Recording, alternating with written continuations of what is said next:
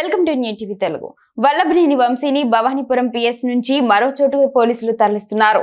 Kidnap కేసులో YCP నేత వల్లభనేని వంశీని హైదరాబాద్ లో అరెస్టు చేసి విజయవాడకు తరలించారు. తొలుత ఆయన్ను విజయవాడలోని భవానీపురం పోలీస్ స్టేషన్ కు తీసుకువెళ్లారు. ఆ తర్వాత వెంటనే మరో వాహనంలోకి ఎక్కించి అక్కడి నుంచి బయలుదేరారు. మార్గ మధ్యంలో ఎస్కార్ వాహనాన్ని పోలీసులు ఆపారు. అక్కడకు మరో పోలీస్ వాహనం వచ్చింది.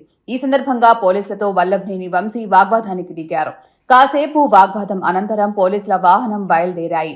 ఆయన్ను ఎక్కడకు తీసుకువెళ్తున్నారనే విషయంలో ఇంకా క్లారిటీ లేనప్పటికీ ఆయనపై కేసు నమోదైన పటమట పిఎస్ కు తీసుకెళ్లే అవకాశం ఉన్నట్టు సమాచారం. పటమట పిఎస్ వద్ద బందోబస్తును పెంచారు. తాడేపల్లి పిఎస్ కు కూడా తరలించే అవకాశం ఉంది. వల్లభనేని వంశీ అరెస్ట్ నేపథ్యంలో కృష్ణా జిల్లాలో 144 సెషన్ తో పాటు పోలీస్ యాక్ట్ 30ని విధించారు. నిరసనలు, ర్యాలీలకు అనుమతి లేదని జిల్లా ఎస్పీ తెలిపారు.